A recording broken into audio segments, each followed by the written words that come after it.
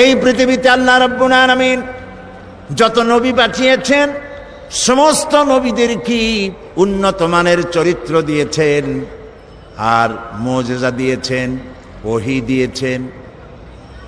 সব নবীদেরকে কম বেশি মুজিজা দেওয়া হয়েছে। মুজিজা যারা পেলেন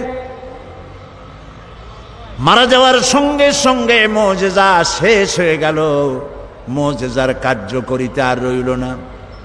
যেমন মুসা আলাইহিস সালামের মুজিজা ছিল হাতের লাঠি ফেলে দিলে কি হয়ে যেত।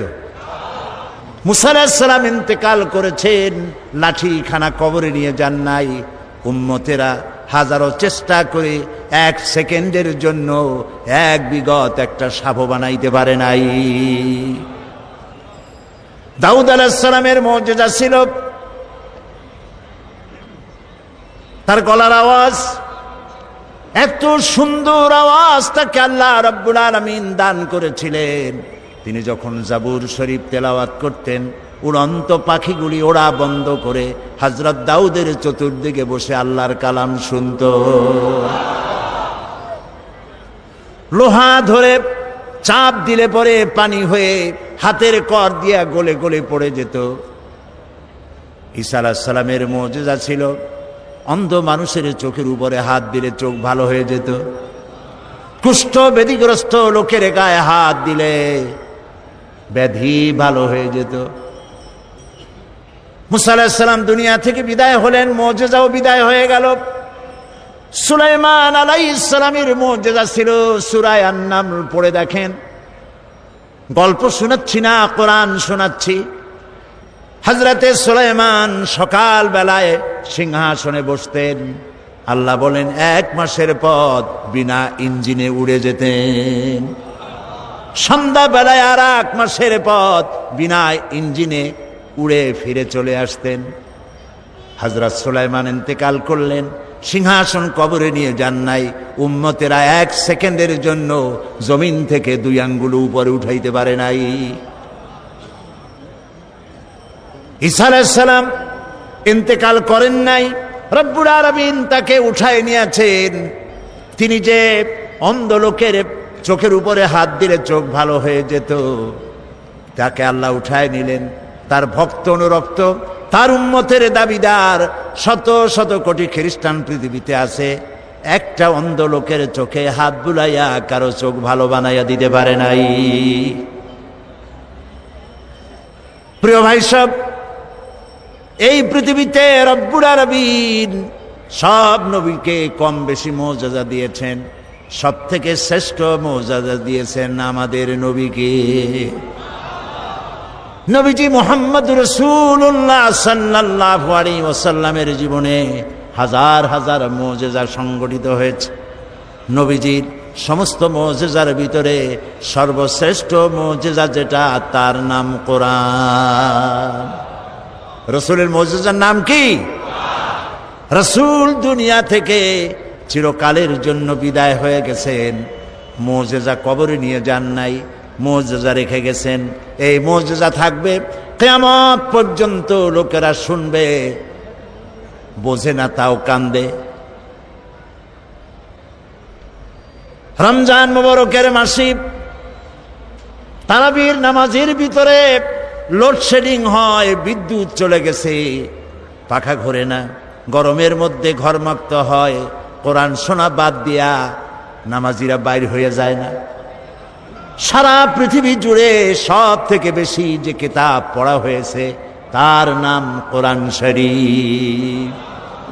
আজও কোরআন শুনে কাফের বেঈমান ইহুদি খ্রিস্টান মুসলমান হয়ে যায়, পড়ে লা ইলাহা ইল্লাল্লাহু মুহাম্মাদুর রাসূলুল্লাহ।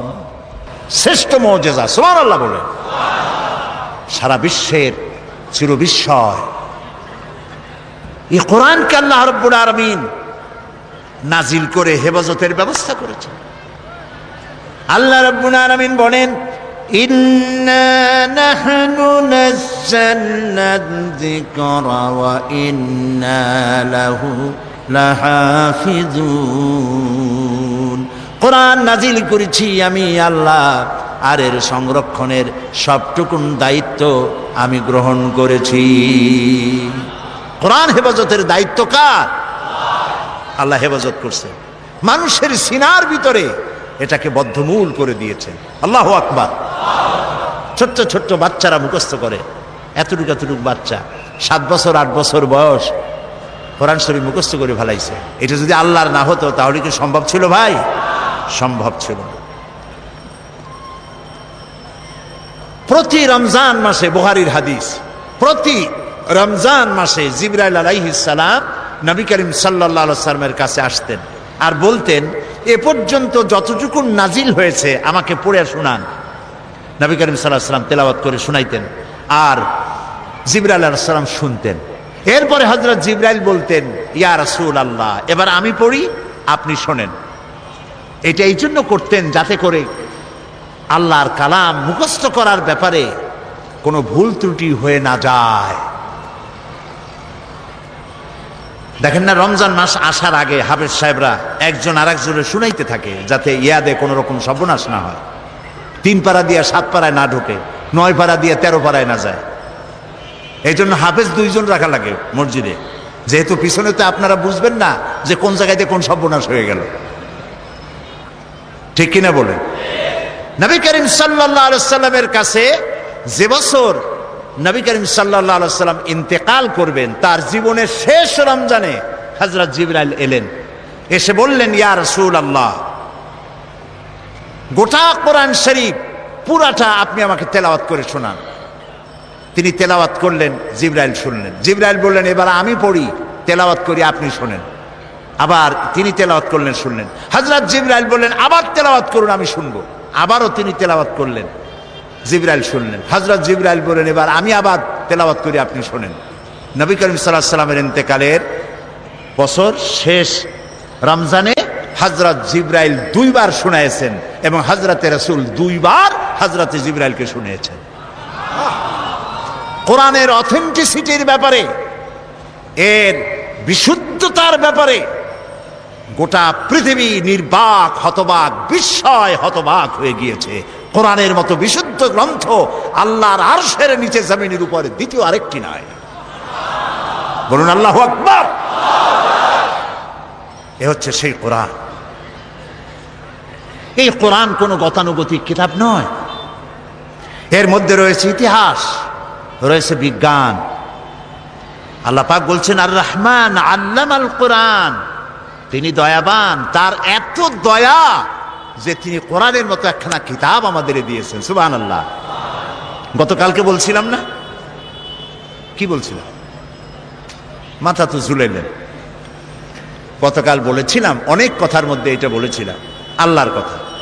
কুল বিফাদলিল্লাহি ওয়া বিরহমাতিহি ফাবিযালিকা ফালইফরাহু হুয়া খায়রুম মিম্মা ইয়াজমাউন।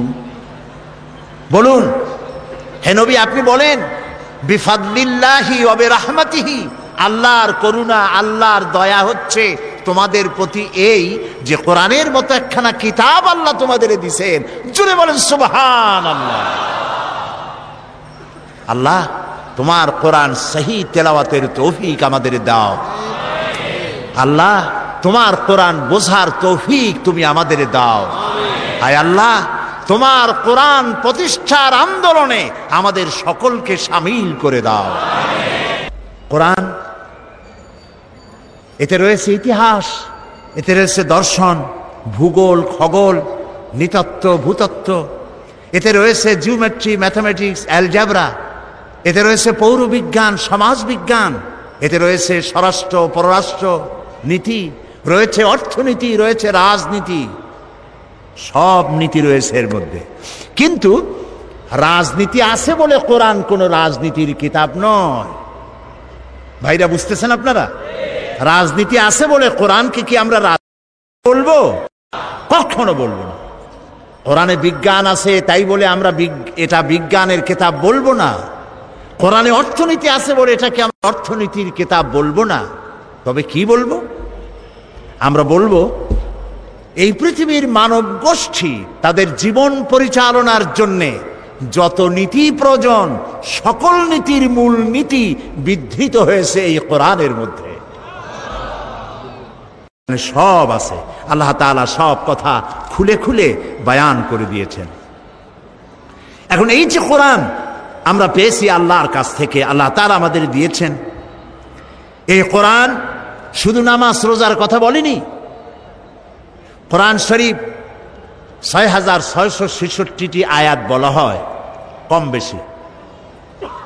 এই ৬৬৬৬টি আয়াতের মধ্যে মাত্র ৫৫০ আয়াত হচ্ছে হুকমে শরঈ। বলুন তো কি মানে? আদেশ নিষেধ, শরীয়তের বিধান সংক্রান্ত আয়াতের সংখ্যা ৫৫০। একটু ভাবুন, একটু চিন্তা করেন, মজা পাবেন। তো ৬৫০০ আয়াতের মধ্যে যদি ৫৫০ আয়াত হয় আদেশ আর নিষেধ, বাকি আয়াতগুলি কি তা কি কখনো চিন্তা করার অবকাশ হয়েছে আমাদের? মাথায় কি চিন্তা আসছে? কখনো আসে নাই। কপাল আমাদের এমনি এমনি পড়ে নাই। ইরাকের ভাগ্য এমনি এমনি নষ্ট হয় নাই। Palestine, Kashmir, Chechnya, Bosnia, Somalia, Eritrea, আলজেরিয়ার ভাগ্য এমনি এমনি নষ্ট হয় নাই।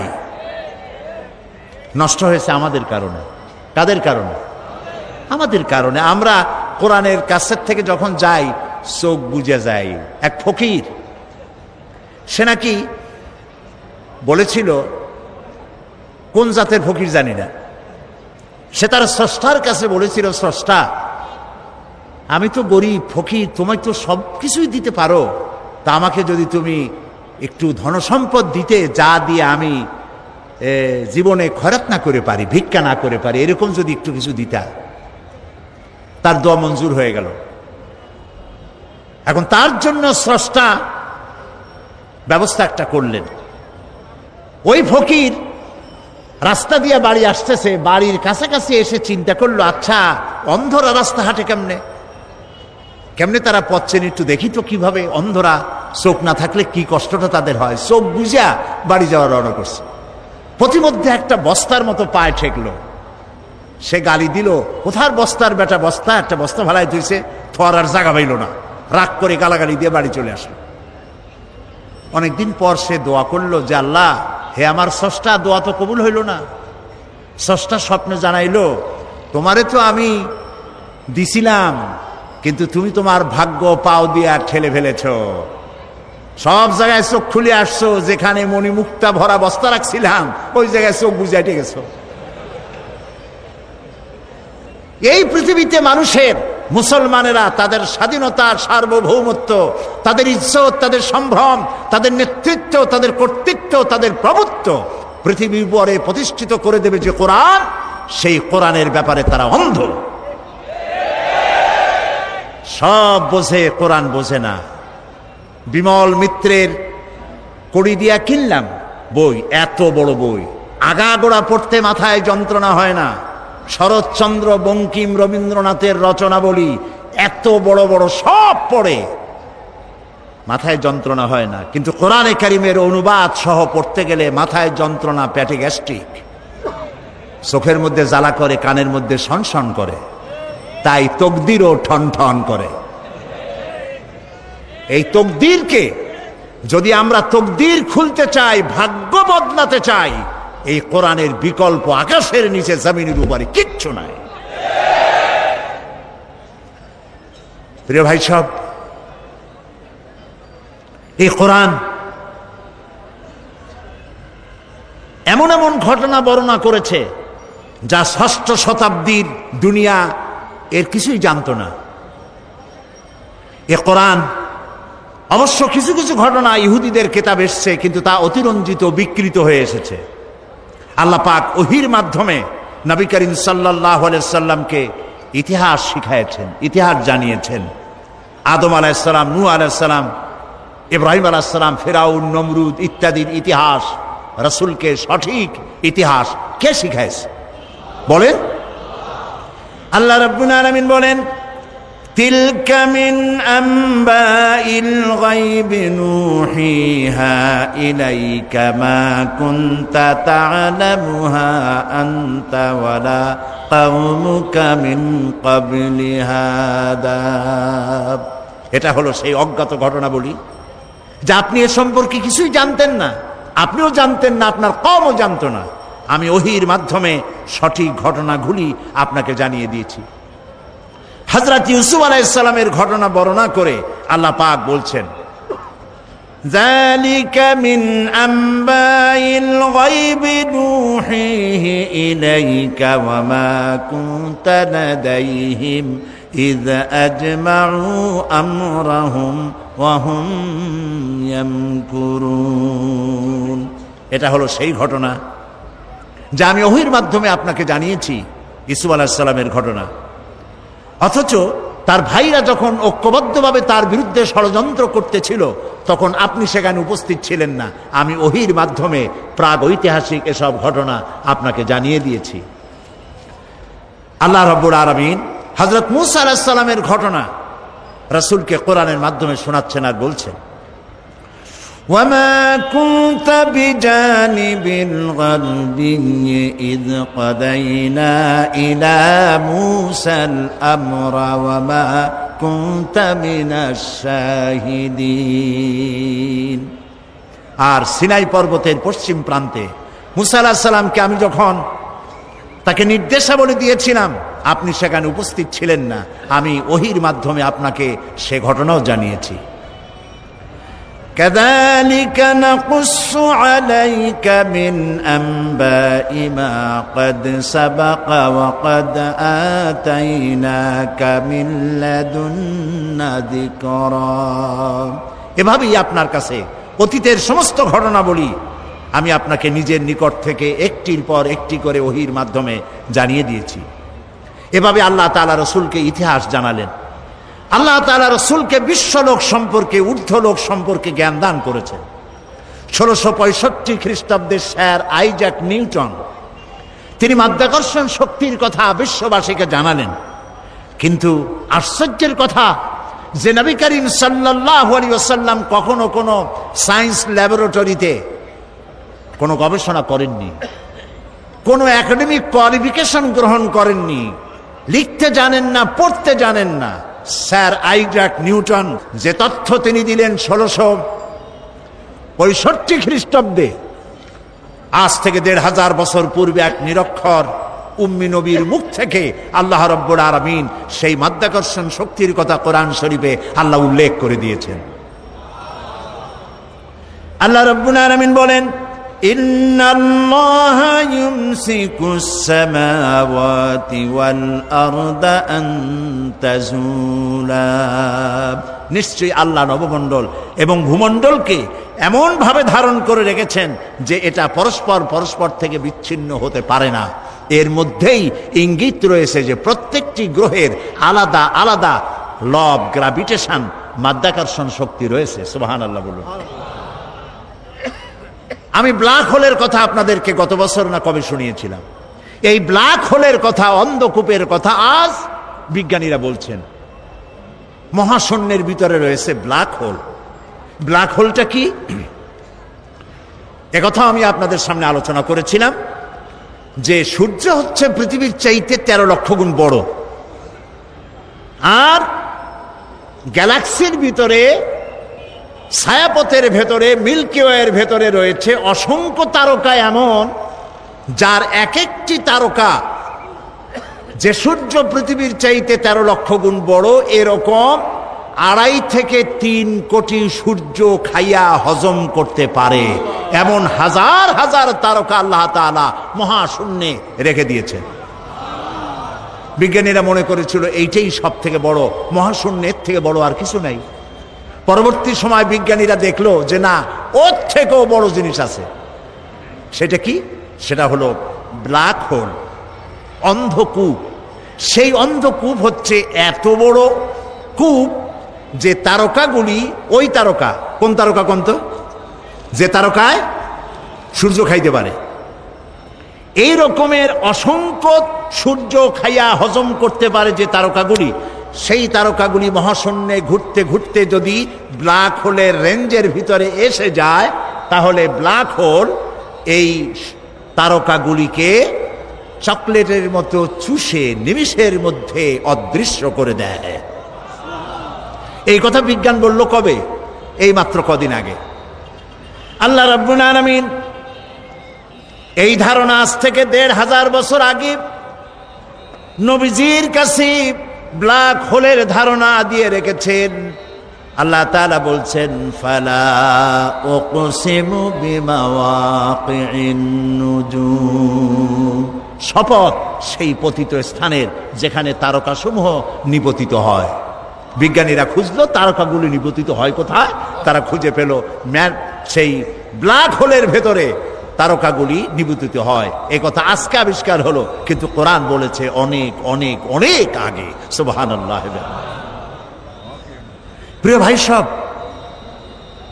মানুষ এই যে চন্দ্র সূর্য সৌরজগৎ সম্পর্কে এর গতিশীল, সবকিছুই যে গতিশীল, কোপারনিকাস, কেপলার, গ্যালিলিও, নিউটন, এসব বিজ্ঞানীদের জানার বহু পূর্বে ইসলাম, কোরআন মানুষকে তা জানিয়ে দিয়েছে। এই পৃথিবীর সবকিছুই গতিশীল, এ সম্পর্কে মানুষের বিভিন্ন ধারণা ছিল। কেউ বলেছে চন্দ্র ঘোরে, কেউ কয় সূর্য ঘোরে, কেউ কয় কিছুই ঘোরে না, কেউ কয় সম্ভবত আমরাও ঘুরি। কিন্তু মূল কথাটা কি, ঘোরে কে, এ বিষয়ে ফাইনাল সিদ্ধান্ত কে দিতে পারবেন বলেন তো সবাই? আল্লাহ রাব্বুল আলামিন দুনিয়াবাসীকে আজ থেকে ১৫০০ বছর আগে সবকিছুই যে গতিশীল সে সম্পর্কে আল্লাহ পাক জানায় দিলেন, লাশ-শামসু ইয়ানবাগি লাহা আন তুদরিকাল কমারা ওয়ালাল লাইলু সাবিকুন নাহার ওয়া কুল্লুন ফি ফালাকি ইয়াসবাহুন।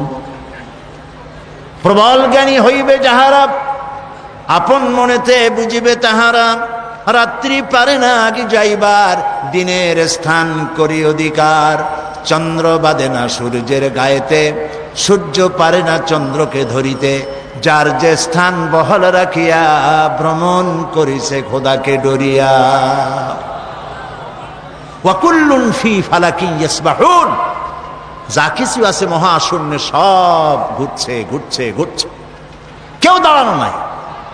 পৃথিবী ঘোরে, চন্দ্র ঘোরে, সূর্য ঘোরে, সব ঘুরছে। এই তথ্য আল্লাহ তাআলা দিয়েছেন।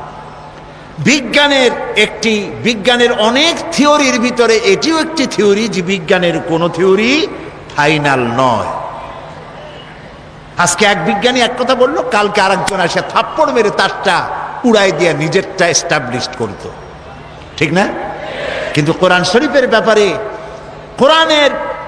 কোরআনে বর্ণিত বিজ্ঞানের এই তত্ত্বটি ভুল, এই কথা বলার মতো হিম্মত পৃথিবীতে কারো আজও হয়েছে? যদি কারো হিম্মত হয় বলেন, আমরা শুনি। এই হিম্মত পৃথিবীতে কারো নাই। এ কোরআন মানুষের সৃষ্টি নৈপুণ্যতার কথা বলেছে, কিভাবে মানুষ সৃষ্টি হয়েছে এ ধারণা দিয়েছে কোরআন। এ ধারণা দিতে গিয়ে দার্শনিকরা ভুল করেছে। মার্কস বলেছেন মানুষ পেট সর্বস্ব, ফ্রয়েড বলেছেন মানুষ সেক্স সর্বস্ব, ডারউইন বলেছে মানুষ কেবলমাত্র। সে আল্লাহ রাব্বুল আলামিন কোরআনের মধ্যে ধারণা দিয়ে দিয়েছেন তোমাদের উৎপত্তি কোত্থেকে, তোমাদের দাদা নানা বান্দর না। কেউ যদি বলে আমার নানা বান্দর, আমার দাদা উল্লু, এই সব কথা বলার মধ্যে কোনো কৃতিত্ব আছে? কোনো মজা আছে? কোনো মর্যাদা আছে? আল্লাহ তাআলা শিখিয়ে দিয়েছেন আমরা আদম থেকে, আমরা বান্দর থেকে না, আমরা আদম থেকে, আর আদম মাটি থেকে। সুবহানাল্লাহ বলেন, সুবহানাল্লাহ। প্রিয় ভাই সব, কোরআন এসব কথায় বৈজ্ঞানিক তত্ত্বগুলি আল্লাহ তাআলা কোরআনের মধ্যে স্পষ্ট করে মানব গোষ্ঠীকে জানিয়ে দিয়েছে। বিজ্ঞান বলছে যে একদিন, দেখুন বিজ্ঞান আর কোরআনের মধ্যে আমি প্রায় বলে থাকি কথা, যে বিজ্ঞান এবং কোরআন পারস্পরিকভাবে সাংঘর্ষিক বা কন্ট্রাডিক্টেড নয়। যেখানে কন্ট্রাডিকশন সৃষ্টি হয় সেখানে প্রাধান্য দিতে হবে কাকে? কোরআনকে। তবে একথা আমি স্বীকার করি, বিজ্ঞানের আবিষ্কার যত বাড়বে কোরআন বোঝা মানুষের জন্য তত সহজ হবে। এখন বিজ্ঞান বলছে যে চন্দ্র সূর্য একদিন এর উত্তাপ হারিয়ে ফেলবে এবং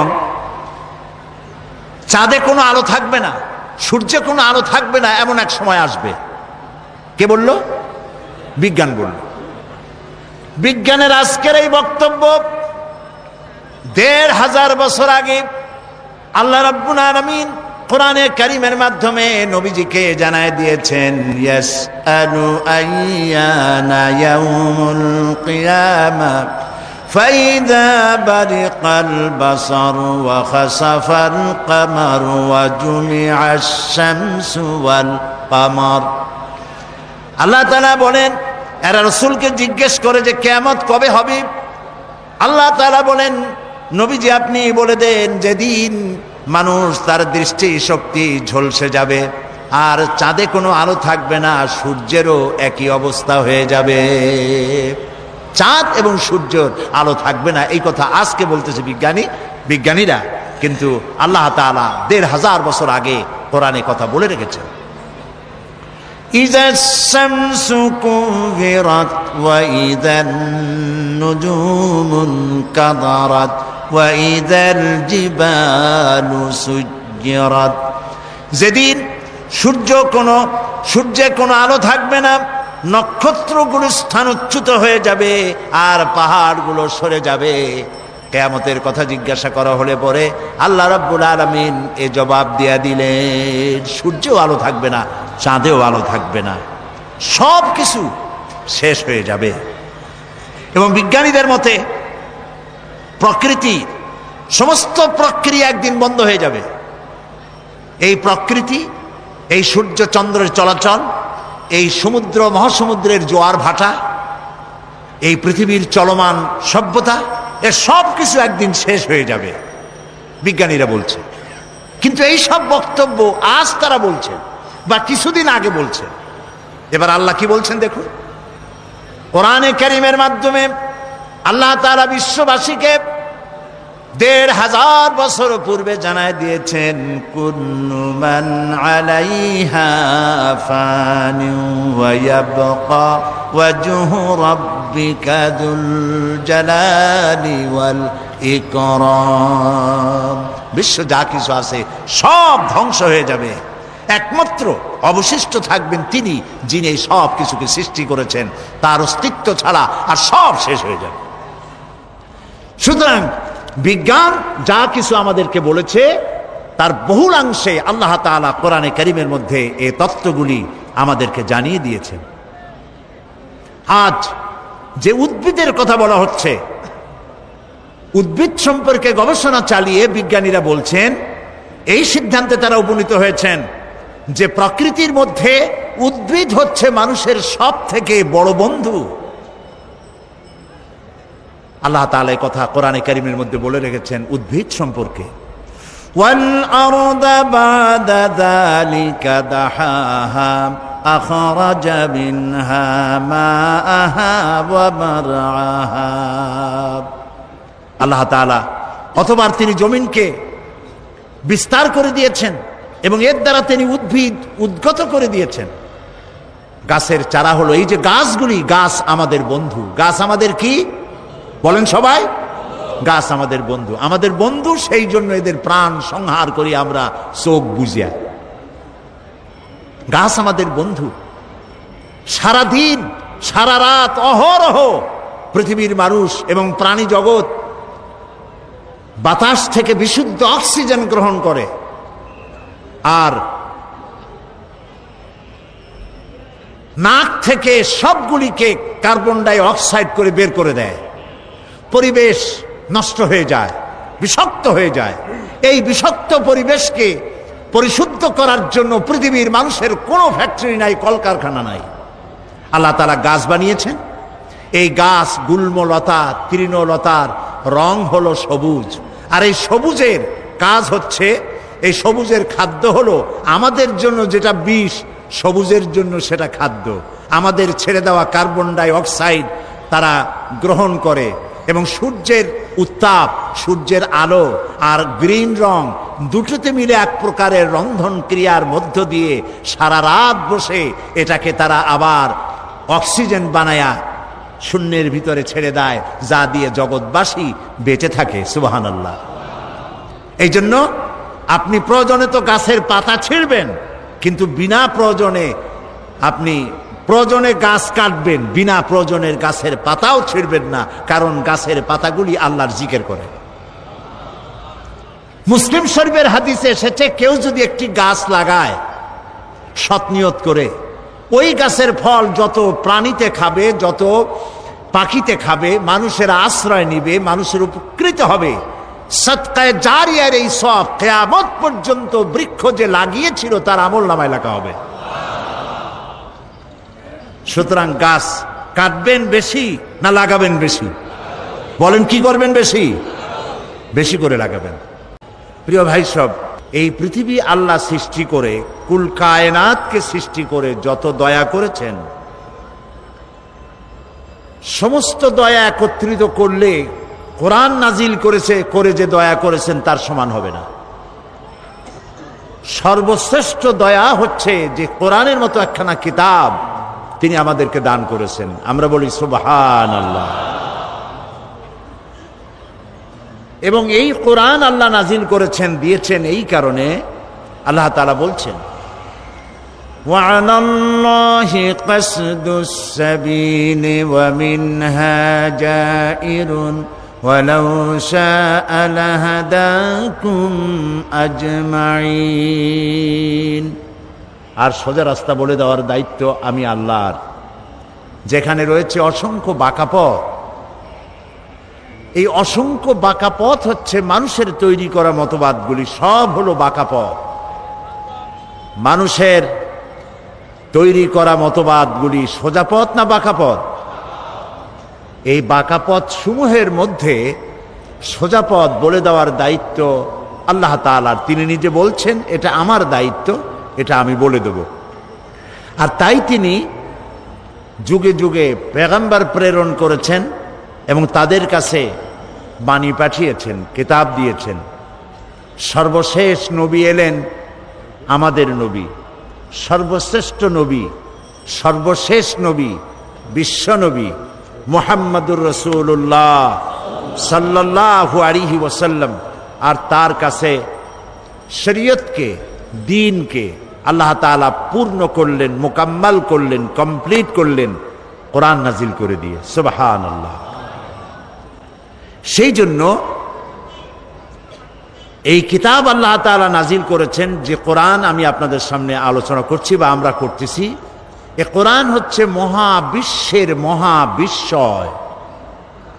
এর থেকে আশ্চর্যজনক কিতাব এই পৃথিবীতে আর আসেনি। এ কোরআন শুধু মুসলমানদের জন্য নয়, আজ আমাদের 25 বছর পূর্তি উপলক্ষে আজকে যে মানুষের ঢল নেমেছে, এর মধ্যে নিশ্চয়ই হিন্দু ভাইরাও আছেন, অমুসলিম ভাইরাও এসেছেন, ঠিক নয় কি?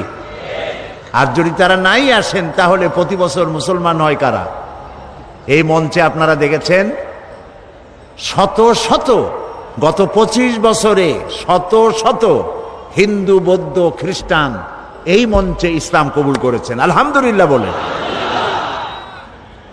আমি কোরআনে কারীমের মাহফিলের পক্ষ থেকে সেসব অমুসলিম ভাইদেরকে সুস্বাগতম জানাচ্ছি, ওয়েলকাম করছি, খের মাকদাম করছি, মারহাবা বলছি, ধন্যবাদ জানাচ্ছি।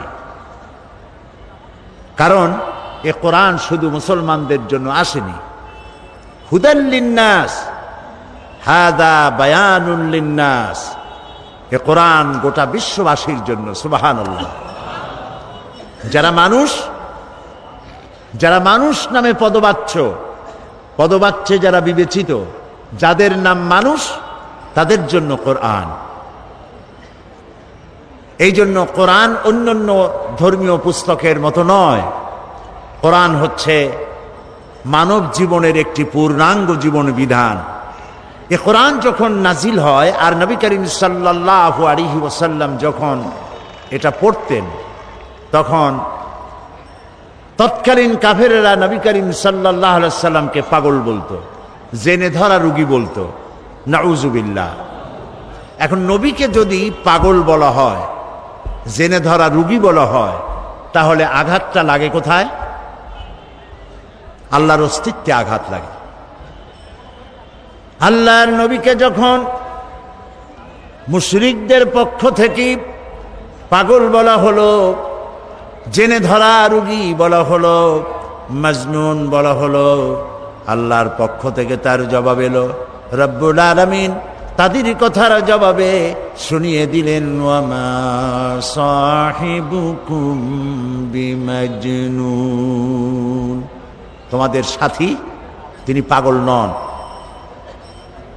তোমাদের সাথী অর্থাৎ যিনি তার কৈশোর যৌবন জীবনের একটি বিরাট অংশ তোমাদের সাথে কাটালেন, 40টি বছর পর্যন্ত, তাকে তোমরা তো পাগল বলনি, আজকে পাগল বলছো কেন? সুতরাং তিনি পাগল নন, তিনি কবিও নন, তিনি জেনে ধরা রোগীও নন। আর আমি তারে কবিতা শিখাই নাই, ওয়ামা আল্লামনাহু শি'রা ওয়ামা ইয়ানবাগী লাহু। নবীর জন্য কবিতা শোভনীয় নয়, নবীর জন্য কবিতা শোভনীয় না, আমি তাকে কবিতা শিখাই নাই। নবীর জন্য কবিতা শোভনীয় নয়, তার মানে হচ্ছে কবিতা হচ্ছে যারা কবি তারা কথার ফুলঝুরি ছোটান, তেপান্তরের মধ্য দিয়ে লাগামহীন ঘোড়া ছুটিয়ে দেন, নিরুদ্দেশ্যের উদ্দেশ্যে যাত্রা করেন, কথার আগামাথা থাকে না। এই জন্য কবিরা মানুষের মনে আনন্দ সৃষ্টি করতে পারেন ঠিকই, কিন্তু কোনো বিপ্লব ঘটাতে পারেন না। কবিরা কখনো যুদ্ধের নেতৃত্ব দিয়ে সেনাপতির দায়িত্ব অথবা রাষ্ট্রপ্রধান এর দায়িত্ব সুচারুরূপে পালন করতে পারেন না। এই জন্য কবিতা এটা নবীর জন্য শোভনীয় নয়, কারণ কবিরা এমন সব কথা বলেন যে কথার সাথে বাস্তবতার কোনো মিল থাকে না। এ বিষয়ে আমি এর পূর্বে অনেকবার আলোচনা করেছি, আজকে সেদিকে না যাই। কবিত্ব এটি একটি কোয়ালিটি, এটি আল্লাহর একটি দান। কেউ তো কবিতাকে আল্লাহর শ্রেষ্ঠত্ব, মহানত্ব, তার বিশালত্ব এগুলি প্রচারের জন্য কাজে লাগায়, কথা বুঝতে পেরেছেন? আর কেউ তো কবিতা দিয়ে মানুষকে অশ্লীলতার দিকে আকৃষ্ট করে। সুতরাং কবিতা বা কবিত্ব একটি প্রতিভা, কিন্তু সেই প্রতিভা কোনো পূর্ণাঙ্গ প্রতিভা এমন নয় যা জাতি গঠনে কোনো বিপ্লবী ভূমিকা রাখতে পারে। এই জন্যে আল্লাহ রাব্বুল আলামিন বলছেন যে আমি আমার নবীকে কবিতা শিখাই নাই এবং কবিতা তার জন্য শোভনীয় নয়। নবী করিম সাল্লাল্লাহু আলাইহি ওয়াসাল্লাম যখন কোরআনের এই দাওয়াত দিচ্ছিলেন সমাজে, এই দাওয়াত যখন দিচ্ছিলেন, যেহেতু তিনি যখন কোরআন পড়তেন লোকেরা মনে করতো এটা বুঝি কবিতা। আপনি যদি কোরআন তাড়াতাড়ি পড়েন তাহলে মনে হবে যেন আপনি প্রবন্ধ পড়ছেন, আর যদি প্রতি আয়াতে থেমে থেমে পড়েন মনে হবে যেন আপনি কবিতা পড়ছেন। এটা ঠিক কিনা বলেন? দেখুন, আর রহমান আল্লামাল কুরআন খলাকাল ইনসান আল্লামাহুল বায়ান। থেমে থেমে পড়লাম মনে হলো যেন কবিতা। আবার যদি একসঙ্গে পড়ে যান, আর রহমানু আল্লামাল কুরআন খলাকাল ইনসান আল্লামাহুল বায়ান, এভাবে যদি আপনি না থেমে যদি পড়ে যান মনে হবে প্রবন্ধ। আর যদি আয়াতে আয়াতে থেমে থেমে পড়েন আগাগোড়া সূরা ফাতিহা থেকে নাস পর্যন্ত মনে হবে যেন কবিতা পড়ছেন। সুবহানাল্লাহ। এবং এই জন্য কোরআন মানুষের মুখস্থ থাকে বেশি। কোরআন মানুষ মুখস্থ করতে পারে একটি কাব্যিক ছন্দ, একটি কবিতার ছন্দের মতো। এর ভাষা, এর লালিত্য, এর মাধুর্য, এর বাচনভঙ্গি, এর রচনা শৈলী একটা ভিন্ন প্রকৃতি। সে ব্যাপারে আমি কথা বলবো ইনশাআল্লাহ। তো আমরা বলছিলাম যে আল্লাহ তাআলা কোরআন নাজিল করেছেন, কোরআন শিখিয়েছেন মানুষকে, এবং এই কোরআন শিক্ষা দেওয়াটা হচ্ছে আল্লাহ তাআলার সৃষ্টি জগৎ মানুষের জন্য সব থেকে বড় দয়ার প্রমাণ। আর এই কোরআন যখন নবী করিম সাল্লাল্লাহু আলাইহি সাল্লাম তেলাওয়াত করতেন, ওরা মনে করত কবিতা পড়তেছে, জেনে ধরেছে। হযরত ওমর রাদিয়াল্লাহু তাআলা আনহুর সময়ে, তিনি যখন জাহিল ছিলেন সে সময়ের এক ঘটনা, তার ইচ্ছে হলো তিনি নবী করিম সাল্লাল্লাহু আলাইহি সাল্লামকে নির্যাতন করবেন। তাকে খুঁজতে লাগলেন, খুঁজতে খুঁজতে তাকে পেয়ে গেলেন। তিনি মসজিদে হারামের মধ্যে নামাজ পড়ছেন, নামাজে দণ্ডায়মান, তিনি তেলাওয়াত করছেন। এখন হযরত ওমর ভাবলেন যে এখন তো নামাজ পড়তেছে, এখন কিছু করব না, নামাজটা শেষ হোক, তারপরে যেভাবে হয় আচ্ছা তরে মারধর করব, নির্যাতন করব। নবী করিম সাল্লাল্লাহু আলাইহি সাল্লাম তেলাওয়াত করতেছিলেন, আর এই তেলাওয়াত হযরত ওমর শুনতেছিলেন। তার হৃদয়ের মধ্যে প্রতিটি আয়াত যেন গ্রথিত হচ্ছিল। তিনি অবাক হলেন, ভাবলেন মুহাম্মদ সাল্লাল্লাহু আলাইহি ওয়াসাল্লাম নিঃসন্দেহে তাকে কোনো জেন এই সব কথা শিখিয়ে দেয়, নইলে যিনি জীবনেও লেখাপড়া করেন নাই, স্কুলে যান নাই, কলেজে যান নাই, পড়াশোনা করেন নাই, নাম লিখতে পারেন না, পড়তে জানেন না, নাম সই করতে পারেন না, এত সুন্দর করে বলেন কি করে? নিশ্চয়ই কোনো জেনে শিখায়। হযরত ওমর বলেন, আমি যখন এই চিন্তা করছি মনে মনে, জেনের শেখানো কথা হবে বোধহয়, তখন তিনি নামাজের ভেতরে যা পড়লেন তাতে আমার মনে হলো যেন আমার কথার তিনি জবাব দিলেন। কি পড়লেন? হযরত ওমর যখন এই চিন্তা করতেছিলেন, নবীজি তার তেলাওয়াতের মধ্যে এক পর্যায়ে তিনি তেলাওয়াত করলেন, ইন্নাহু লাকাউলু রাসূলিন কারীম। নিশ্চয়ই এক বার্তাবাহকের বর্ণনা, এক সম্মানিত বার্তাবাহকের বর্ণনা। হযরত ওমর চিন্তা করলেন, আমি যে মনে করেছিলাম জেনের কথা, এটা তো তারই জবাব হলো যেটা জেনের কথা নয়, এটা এক মহান বার্তাবাহকের বর্ণনা। তাহলে জেনের কথা যদি না হয়, তাহলে এটা তো ঠিক যে মুহাম্মদ সাল্লাল্লাহু আলাইহি সাল্লাম ফাঁকে ফাঁকে, তলে তলে নিজে কোন ফাঁকে যেন কবি হয়ে গেছে, নইলে মিলায় মিলায় বলেন কি করে?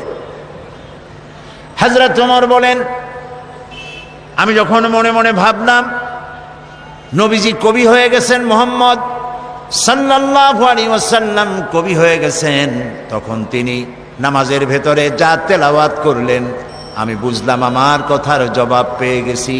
তিনি পড়লেন, ওয়ামা হুয়া বিকাউলি শাইরিন কালিলাম মা তুমিনুন। না না, এটা কোনো কবির কথা নয়, তোমরা খুব কমই বিশ্বাস স্থাপন করে থাকো। হযরত ওমর মনে মনে ভাবলেন, মনে করেছিলাম কবি, কিন্তু কবি না, গণক। তা না হলে আমার মনের কথা বুঝলো কেমনে? হযরত ওমর যখন মনে মনে ভাবলেন মুহাম্মদ সাল্লাল্লাহু আলাইহি সাল্লাম শুধু কবি নন, গণক হয়ে গেছেন, তিনি বলেন, এই চিন্তার সঙ্গে সঙ্গে তিনি পড়লেন, ওয়ালা বিকাউলি কাহিনিন কালিলাম মা তাযাক্কারুন। না না না, এটা কোনো গণকের কথা নয়, তোমরা খুব কমই উপদেশ গ্রহণ করে থাকো। হযরত ওমর বজ্রাহতের মতো হয়ে গেলেন। কি আশ্চর্য কথা! যা চিন্তা করি তার জবাব আসে নামাজের মধ্যে দিয়ে, কি সাংঘাতিক!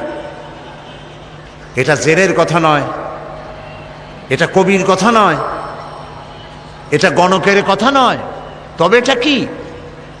হযরত ওমর বলেন, আমি যখন মনে মনে ভাবলাম তবে এটা কি, অমনি জবাব এলো, তিনি নামাজের ভিতরে পড়লেন, তানজিলাম মির রাব্বিল আলামিন। এটি মহান আল্লাহ রাব্বুল আলামিনের বাণী, যিনি তামাম জাহানের পালনেওয়ালা রব, তার কাছ থেকে নাজিলকৃত এটি কিতাব। সুবহানাল্লাহ। হযরত ওমর বললেন, আমার মনে হলো যেন ইসলাম তার নিজস্ব আসন আমার কলিজার মধ্যে গেড়ে বসতেছে। প্রিয় ভাই সব, কোরআন নাজিল হতে থাকলো, নবী করিম সাল্লাল্লাহু আলাইহি সাল্লাম মুখস্থ করতে লাগলেন, আর আল্লাহ তাআলা দুনিয়ার মানুষকে শুনিয়ে দিলেন এই যে কোরআন, এ সবটা আল্লাহর বাণী। জোরে সোরে একবার বলেন তো, এটা কার বাণী? মানুষের যেন কোনো সন্দেহ না থাকে, এই জন্য রব্বুল আলামিন বলছেন, ওয়া মা ইয়ানতিকু আনিল হাওয়া ইন হুয়া ইল্লা ওয়াহিয়ুন ইউহা। আমার নবী কোরআনের ব্যাপারে যা বলেন সব আমার নাজিলকৃত কথা, আমার ওহী তিনি বলেন, নিজের থেকে বানায়া তিনি কিছুই বলেন না। দুনিয়ার মানুষকে কোরআন সম্পর্কে রব্বুল আলামিন গ্যারান্টি দিলেন, ওয়ালাউ তাকাওয়ালা আলাইনা বা'দাল আকাওয়িল। আমার নবী যদি নিজের থেকে কোনো একটি কথা বানায়া আমার নামে কোরআনের ভিতরে যদি চালায় দিতেন, আমি আমার নবীর ডান হাতকে চেপে ধরতাম, আর আমার নবীর কণ্ঠ নালীকে আমি আল্লাহ কেটে ফেলে দিতাম। একটি কথাও তিনি নিজের থেকে এর মধ্যে ঢুকান নাই। এর মধ্যে যত কথা, সব কথাগুলি কার? সবাই বলুন, আল্লাহ তাআলার বাণী দিয়ে ভরা। আল্লাহ তাআলা বলছেন, এর উপর থেকে, এর নিচের থেকে, এর ডান দিক থেকে, এর বাম দিক থেকে শয়তানের, বাতিলের প্রবেশের কোনো অধিকার নাই।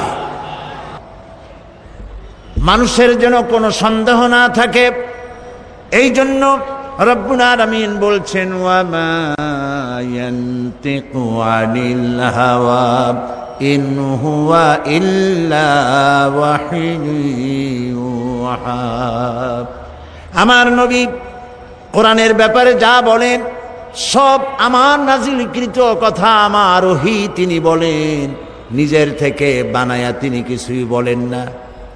দুনিয়ার মানুষকে কোরআন সম্পর্কে রব্বুল আলামিন গ্যারান্টি দিলেন, ওয়ালাউ তাকাওয়ালা আলাইনা বা'দাল আকাওয়িল।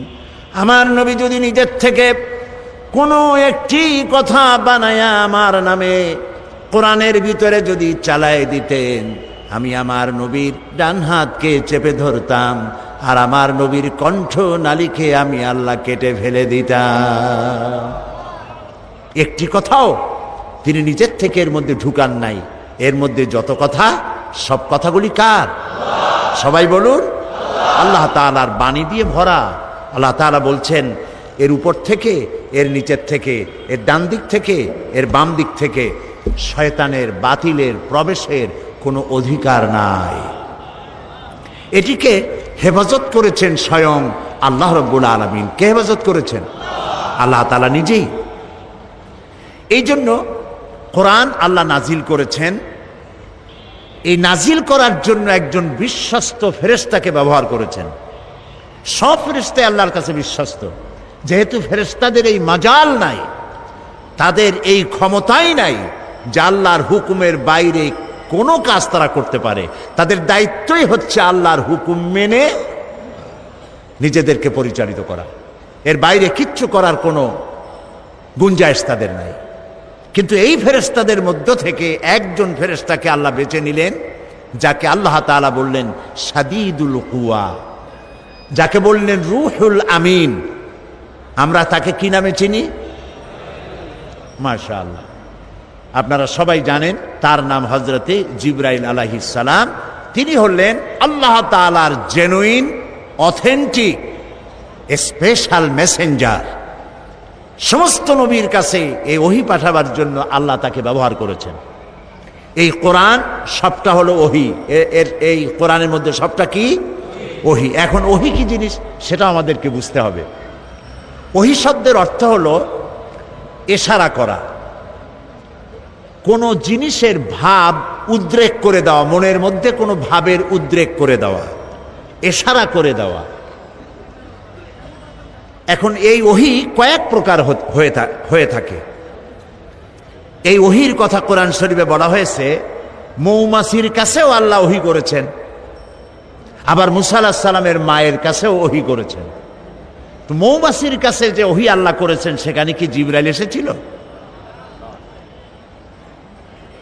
মুসা আলাইহিস সালামের মায়ের কাছে যখন ওহী করেছিলেন, তখন কি জিবরাইল এসেছিলেন? ওই ওহী কি ধরনের? আর নবীদের কাছে যখন ওহী হয়, সেই ওহী বা কি ধরনের? আসুন কোরআন থেকেই জানি। মৌমাছি সম্পর্কে আল্লাহ তাআলা বলেন, وَأَوْحَى رَبُّكَ إِلَى النَّحْلِ أَنِ اتَّخِذِي مِنَ الْجِبَالِ بُيُوتًا। তোমার রব মধুমক্ষিকাকে ওহী করে যে পাহাড়ে, বিল্ডিংয়ে, গাছে বাসা বানাও, ঘর বানাও, মৌচাক বানাও। এই যে ওহী করলেন, এখানে জিবরাইল আসে নাই। বিষয়টা হলো মৌমাছির মনের মধ্যে, মৌমাছির মন আছে কিনা? মন আছে কিনা? প্রত্যেক প্রাণীরই মন আছে। ওর মনের মধ্যে, ওর চিন্তার মধ্যে ভাবের উদ্রেক করে দিয়েছেন আল্লাহ তাআলা। সেই ভাবের উদ্রেকেই সে গাছে মৌচাক বেঁধেছে, বিল্ডিংয়ের কার্নিশে বেঁধেছে, আবার পাহাড়েও এই মৌচাক বেঁধেছে। এটা হলো এই রকম। এই ওহীর অর্থ হচ্ছে ইশারা করে দেওয়া, ভাবের উদ্রেক করে দেওয়া। আবার মুসা আলাইহিস সালামের মা সম্পর্কে আল্লাহ তাআলা বলছেন, ইয আওহাইনা ইলা উম্মিকা মা ইউহা। মুসা আলাইহিস সালামকে বলছেন, স্মরণ করো সেই সময়ের কথা যখন তোমার মাকে ওহী করা হয়েছিল।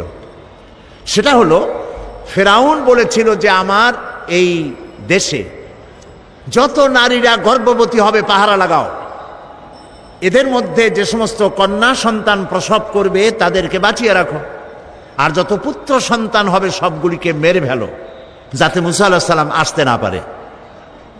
কিন্তু এইখানে কার কথা উঁচায় থাকলো? ফেরাউনের কথা না আল্লাহর কথা? কালেমাতুল্লাহি হিয়াল আউলিয়া। এখন আল্লাহ তো মুসা পাঠাবেন, ফেরাউন মুসা আসতে দেবে না। ইচ্ছা পূরণ হবে কার?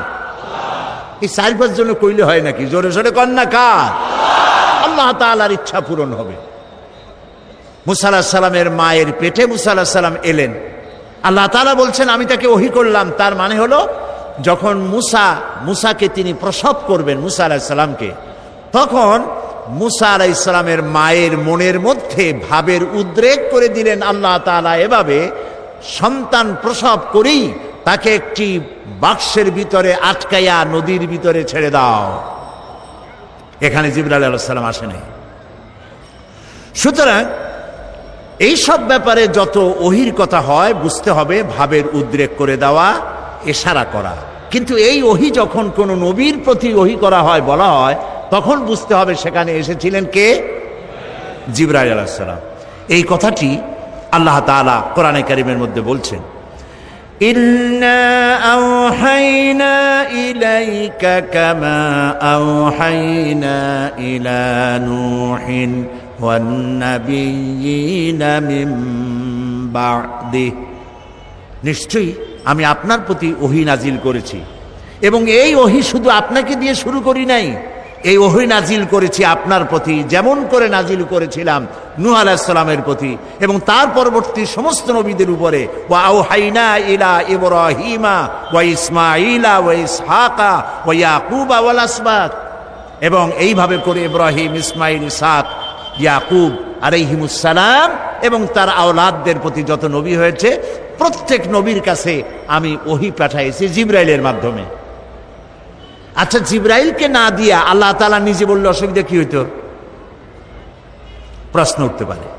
সে প্রশ্নের জবাব আল্লাহ দিচ্ছেন, ওয়ামা কানা লিবাশারিন আন ইউকাল্লিমাহুল্লাহু ইল্লা ওয়াহইয়ান আও মিন ওয়ারাই হিজাবিন আও ইউরসিলা রাসূলান ফায়ুহি বিইذনিহি মা ইয়াশা।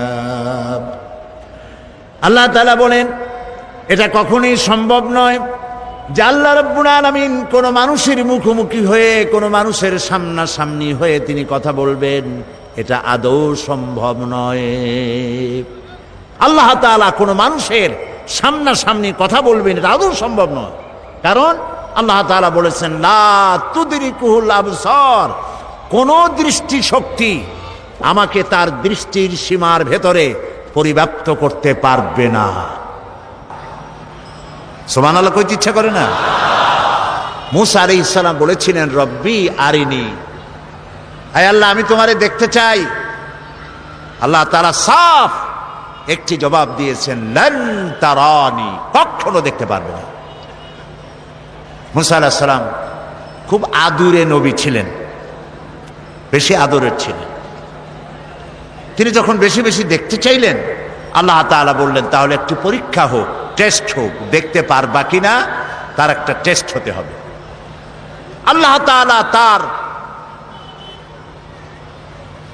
সম্মুখ থেকে ৭০,০০০ পর্দা ভেতর দিয়ে সামান্য নূরের তেজাল্লি নিক্ষেপ করলেন পাহাড়ের প্রতি, ডাইরেক্ট। তিনি তো দেখতে পারবেনই না, পাহাড়ের উপরে নূর ফেলেছেন, সেই নূরকে তিনি বরদাস্ত করতে পারেন নাই। মূসা আলাইহিস সালাম বেহুশ হয়ে জমিনে পড়ে গিয়েছেন। এখানে মূসা আলাইহিস সালাম আর মুহাম্মদ সাল্লাল্লাহু আলাইহি সাল্লামের মধ্যে পার্থক্য হচ্ছে এই, মূসা আলাইহিস সালাম পাহাড়ের প্রতি পড়া নূরকে সহ্য করতে পারেন নাই, বেহুশ হয়ে পড়েছেন। কিন্তু মেরাজে নবী করিম সাল্লাল্লাহু আলাইহি সাল্লাম নূর দেখেছেন আর বেহুশ হয়ে পড়েন নাই। আল্লাহ তাআলা কোরআন শরীফে এটা বলেছেন। অন্য কোন সময় সুযোগ পেলে তখন সেই কাহিনী শোনানো যাবে কোরআনে কারীম থেকে। সুতরাং মূল কথা হচ্ছে এই যে আল্লাহ তাআলাকে কোন মনুষ্য শক্তির দৃষ্টি সীমার ভিতরে, কোন দৃষ্টি শক্তি লা তুদরিকুহুল আবসার, আল্লাহর দৃষ্টি সীমার ভেতরে তো সব, কিন্তু কোন শক্তি তার দৃষ্টি দিয়ে আল্লাহকে সীমাবদ্ধ করতে পারবে না। সুবহানাল্লাহ বিহামদিহি। তো আল্লাহ রাব্বুল আলামিন মানুষের সঙ্গে যেহেতু তিনি কথা সরাসরি বলবেন না, কথা বলতে গেলে তিনি মিন ওয়ারায়ে হিজাব, পর্দার আড়াল থেকে বলেন, নতুবা তিনি জিবরাইলের মাধ্যমে, ফেরেশতার মাধ্যমে কথা বলেন। কোরআনে কারীম আল্লাহ তাআলা নাজিল করলেন জিবরাইলের মাধ্যমে। এর সূরা নাস থেকে শুরু করে সূরা ফাতিহা থেকে, বিসমিল্লাহ থেকে শুরু করে সূরা নাস পর্যন্ত সম্পূর্ণ কোরআন বহন করে নিয়ে এসেছেন কে বলুন তো? জিবরাইল আলাইহিস সালাম। এই কিতাবের বিশুদ্ধতা সম্পর্কে কোনো কথা উঠতে পারে পাঠকের মনে। দেখুন, পৃথিবীতে যত লেখকরা বই লেখেন, প্রত্যেক লেখক শুরুতেই তার দুর্বলতা স্বীকার করেন। আপনারা কি কথা শুনতেছেন? সেই সাথে বুঝতেছেন? আলহামদুলিল্লাহ বলেন। প্রত্যেক অথার, রাইটার, মুসান্নিফ, লেখক বই লিখতে গিয়ে শুরুতেই বলেন এই লেখার মধ্যে আমার ভুল ত্রুটি হতে পারে, তথ্য এবং তত্ত্বগত, অথবা প্রিন্টিং মিস্টেক হতে পারে। কোনো সহৃদয় পাঠক যদি তার চোখে কোনো ভুল ধরা পড়ে আমাকে জানিয়ে দিলে কৃতজ্ঞতার সাথে আগামী সংস্করণে সংশোধন করতে বাধ্য থাকিব। এরকম লেখা থাকে কিনা? না, এরকম লেখা থাকে আমি যে একখানা বই লেখছি এর মধ্যে ভুল ধরে কার বাপের মাথায় কয়টা মাথা। আলহামদুলিল্লাহি রাব্বিল আলামিন, সমস্ত প্রশংসা, যাবতীয় প্রশংসা আল্লাহ রাব্বুল আলামিনের, যিনি কিতাব নাজিল করেছেন। সুবহানাল্লাহ। আর এক কথা উল্টান, যেখান থেকে শুরু করবেন ওইখানেই দেখেন বিশুদ্ধতার গ্যারান্টি। যালিকাল কিতাবু লা রাইবা ফি, এটা হচ্ছে সেই কিতাব যে কিতাবের ভিতরে সন্দেহের কোনো অবকাশ নাই, বিন্দুমাত্র সন্দেহ নাই। লা রাইবা ফি, এর মধ্যে কোনো সন্দেহ নাই, ভুল নাই, ত্রুটি নাই, বিচ্যুতি নাই। চ্যালেঞ্জ। আল্লাহ রাব্বুল আলামিন বিশ্ববাসীকে চ্যালেঞ্জ করলেন, আম ইয়াকুলুনা ইফতারাহু কুল ফাআতু বিসূরাতিন মিথলিহি ওয়াদউ মান ইসতাতা'তুম মিন দুনিল্লাহ। এরা কি দাবি করে যে কোরআন আপনার বানানো? যদি এই ধরনের দাবি তারা করে, তাহলে তাদের পক্ষে যদি সম্ভব হয়, তাহলে কোরআনের মতো করে কোরআন তারা বানাক। যদি তারা সত্যবাদী হয়, কোরআনের সূরার মতো করে সূরা তারা বানায় নিয়ে আসুক। মহান আল্লাহ রাব্বুল আলামিন আরো চ্যালেঞ্জ করলেন, قل لئن اجتمعت الإنس والجن أن يأتوا بمثل هذا القرآن لا يأتون بمثله ولو كان بعضهم لبعض ظهيرا قل لئن اجتمعت الإنس والجن। বলুন, গোটা পৃথিবীর সমস্ত মানুষ আর জিন সব যদি একত্রিত হয় এই ব্যাপারে যে কোরআনের মতো একখানা কোরআন বানাবে, লা ইয়াতুনা বিমিসলি, আল্লাহ তাআলা বলছেন কখনো তাদের পক্ষে সম্ভব হবে না কোরআনের মতো একখানা কোরআন বানাইতে। ওয়ালাউ কানা বা'দুহুম লিবাদিন যাহিরা, যদি তারা পরস্পরকে সাহায্য সহযোগিতা, জেনেরা যদি মানুষেরা করে, মানুষেরা যদি জেনেরা করে, কিয়ামত পর্যন্ত যদি প্রচেষ্টা চালায়, কোরআনের মতো একখানা কিতাব বানাইতে পারবে। এটা কি সোজা চ্যালেঞ্জ না কঠিন চ্যালেঞ্জ? এই কঠিন চ্যালেঞ্জের মোকাবেলা কেউ কি করতে পেরেছে? আল্লাহ রাব্বুল আলামিন একটি সূরা অথবা 10টি সূরা অথবা কোরআনের মতো কোরআন বানাবার চ্যালেঞ্জ করে সর্বশেষ আরো একটি চ্যালেঞ্জ করলেন, ইন কুনতুম ফি রাইবিম মিম্মা নাযালনা আলা আবদিনা ফাআতু বিসূরাতিন মিন মিসলিহি وادعوا شهداءكم من دون الله إن كنتم صادقين إن كنتم في ريب مما نزلنا على عبدنا। আমার বান্দার উপর যে কিতাব নাজিল করেছি, যদি তোমাদের সন্দেহ হয় যেটা বান্দার বানানো, মানুষের বানানো, ফাআতু বিসূরাতিন, তাহলে কোরআন শরীফের ছোট্ট একটি সূরার মতো সূরা বানাও। চ্যালেঞ্জের ধরনটা দেখুন। আল্লাহ তাআলা বললেন না যদি পারো সূরা বাকারার মতো একটা সূরা বানাও, সূরা আনআমের মতো, মায়েদার মতো, আরাফের মতো একটা সূরা বানাও না। ফাআতু বিসূরাতিন, ক্ষুদ্র কনিষ্ঠ যে সূরাটি আছে কোরআন শরীফের, ওই রকম একটি সূরা পারলে বানাও। এবং আল্লাহবাদে যত সাহায্যকারী আছে তাদের সাহায্য গ্রহণ করো। আজ পর্যন্ত এই চ্যালেঞ্জের মোকাবেলা কেউ করতে বলেন পারে নাই। আল্লাহকে তো মানুষ অস্বীকার করে না, অস্বীকার বলে না যে আল্লাহ নাই, দেয়ার ইজ নো গড বলে না, স্রষ্টা বলতে কেউ নাই বলে না।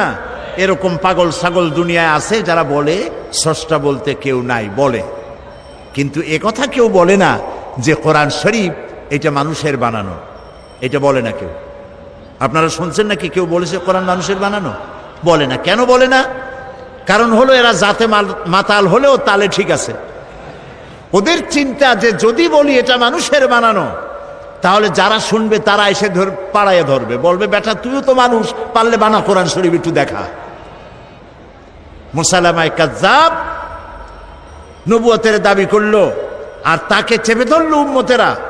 উম্মত তো কিছু পাইয়েই গেছিল, তাকে চেপে ধরা হলো যে নবী হইলেন তাই এতদিন নবী হয়েছেন, একটা সূরা আমরা পাইলাম না। এটা কেমন কথা?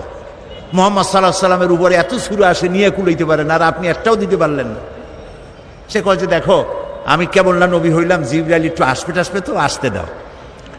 তো ধীরে ধীরে একদিন বলল যে হ্যাঁ আমার কাছে এবার একটা সূরা দিয়ে গেছে, গভীর রাত্রে জিবরাইল আসছিল, সূরাটা দিয়ে গেছে। কি সূরা? কয় যে ভালো সূরা। তো শুনান আমাদেরকে। সবাই আগ্রহ নিয়ে বসে আছে, কি একখান সূরা শুনাইবে। তো শুনাইলো ইন্না আ'তাইনাকাল আক ফাসাল্লি লিরাব্বিকা ওয়াজআক ইন্না শানিয়াকা হুয়াল আবলাহ। উম্মতেরা কয় কি সাংঘাতিক সূরায় পড়লে তো কাইসে মরে যাব। আরে ওর অর্থ কত বেকায়দা, এটা কোনো অর্থ হইল? ইন্না আ'তাইনাকাল আক, আমি তোমাকে হুতুম পেঁচা দান করছি। নবীও যে কায়দার, পাখিও সেই কায়দার। ফাসাল্লি লিরাব্বিকা ওয়াজআক, অতএব তুমি তোমার রবের উদ্দেশ্যে চিৎকার মারো। ইন্না শানিয়াকা হুয়াল আবলাক, কারণ তোমার শত্রুরা হবে সাদা এবং কালো রঙের। পৃথিবী সূর্য তো পশ্চিম দিক থেকে উদয় হবে, কিন্তু কোরআন শরীফের মতো একটি সূরা তো দূরের কথা, একটি ছোট্ট সূরাও কেউ তৈরি করতে পারবে না।